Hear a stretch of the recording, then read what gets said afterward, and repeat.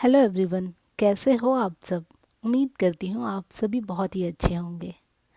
आज मैं छोटी सी कहानी लेकर आई हूँ। रिलैक्सिंग और मोटिवेशन सीरीज़ में ये एक कहानी है जिसको सुनकर आपको बहुत सुकून और बहुत आनंद आ जाएगा। आप बचपन की यादों में चले जाओगे। आप सभी को याद होगा हमारी नानी दादियाँ कैसे हमें बचपन में कहानी सुनाकर सुला दिया करती थी। तो इसी सीरीज़ में मैं एक छोटी सी कहानी लेकर आपके सामने आई हूँ। तो शुरू करते हैं कहानी को। और पहले चैनल को लाइक और सब्सक्राइब कर लीजिए। एक समय की बात है, किसी देश में सूखे की वजह से अकाल पड़ गया।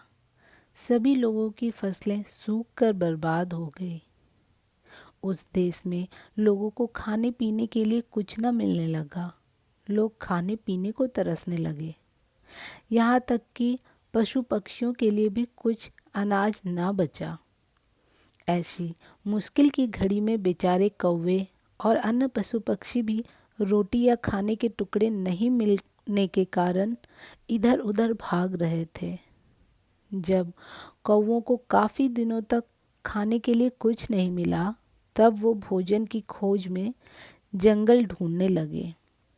जंगल पहुंचने पर एक कौवा और कौवे की जोड़ी एक पेड़ पर रुके और वहीं पर अपना बसेरा बना लिया। उसी पेड़ के नीचे एक छोटा सा तालाब था। उस तालाब में एक कौवा रहता था जो पानी में रहता था और पानी से मछलियां पकड़कर अपना जीवन व्यतीत कर रहा था। वह दिन भर पानी में रहता और ढेर सारी मछलियां पकड़कर अपना पेट भर लेता। जब पेट भर जाता तब वह पानी में खेलता भी था। उसे पानी में तैरने की कला खूब अच्छे से आती थी। वहीं पेड़ की डाल पर बैठा कौवा जब पानी वाले कौवे को देखता तो उसका मन भी उसी तरह बहकने लगता। उसे भी लगता कि मैं भी पानी में जाकर तैरूं। उसने सोचा कि अगर वह पानी वाले कौवे से दोस्ती कर ले तो उसे भी दिन भर में खाने के लिए कुछ मछलियाँ मिल जाएंगी और उसके दिन भी अच्छे गुजरने लगेंगे। वह तालाब के किनारे गया और पानी वाले कौवे से मीठे स्वर में बातें करने लगा। उसने कहा, मित्र सुनो, तुम बहुत ही स्वस्थ हो और तुम्हारी ये जो मछली पकड़ने की कला है ये तो लाजवाब है। तुम पलक झपकते ही मछलियाँ पकड़ लेते हो। क्या मुझे भी यह गुण सिखा दोगे?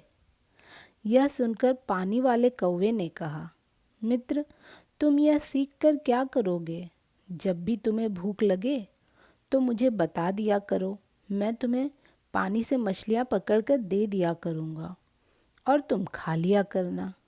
उस दिन के बाद से जब भी कौवे को भूख लगती वह पानी वाले कौवे के पास जाता और उससे ढेर सारी मछलियाँ लेकर खाता और अपनी कौवी को भी खिलाता। एक दिन उस कौवे ने सोचा कि पानी में जाकर बस मछलियाँ ही तो पकड़नी है, यह काम तो मैं खुद भी कर सकता हूँ।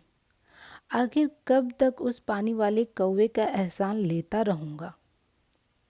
उसने मन में ठाना कि वह तालाब में जाएगा और खुद अपने लिए मछलियाँ पकड़ेगा। जब वह तालाब में पानी में जाने लगा तो पानी वाले कौवे ने उससे फिर कहा, मित्र, तुम ऐसा मत करो। तुम्हें पानी में मछलियाँ पकड़ना नहीं आता और तुम्हें तैरना भी नहीं आता। इस वजह से पानी में जाना तुम्हारे लिए जोखिम भरा हो सकता है। पानी वाले कौवे की बात सुनकर पेड़ पर रहने वाले कौवे ने घमंड से कहा, तुम ऐसा अभिमान की वजह से बोल रहे हो ना? मैं भी तुम्हारे जैसे पानी में जाकर मछलियाँ पकड़ सकता हूँ और आज मैं तुम्हें ऐसा करके दिखाऊंगा। इतना कहते ही पेड़ वाले कौवे ने पानी में छलांग लगा दी और छलांग लगाने के कारण वह काई वाले जगह पर जा गिरा। अब तालाब में पानी में काई जमी हुई थी जिसमें वह फंस गया। कौवे को काई हटाने के बारे में कुछ भी ज्ञात नहीं था। उसने चोंच मारकर काई को हटाने का खूब प्रयास किया, पर उसकी चोंच में भी काई लग गई और उसका चोंच भी काई में फंस गया, जिसके वजह से दम घुट जाने के वजह से उसकी मृत्यु हो गई। बाद में कौवे को ढूंढते हुए कौवी तालाब के पास आई।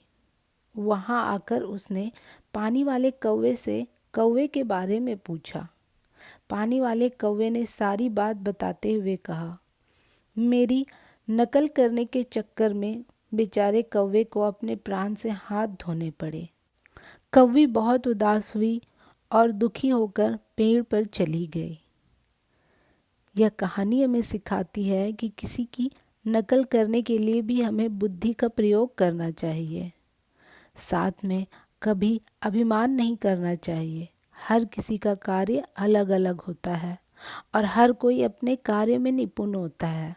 जैसे पानी वाले कौवे को पानी में तैरना आता था और बहुत अच्छे से मछलियाँ पकड़ना भी आता था, उसी प्रकार पेड़ पर रहने वाले कौवे को उड़ना अच्छे से आता था।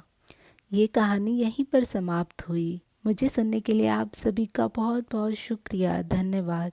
मेरे चैनल डिमोटिवेट्स को लाइक, शेयर और सब्सक्राइब कीजिए ताकि मैं आपके लिए ऐसी ही कहानियाँ लाती रहूँ।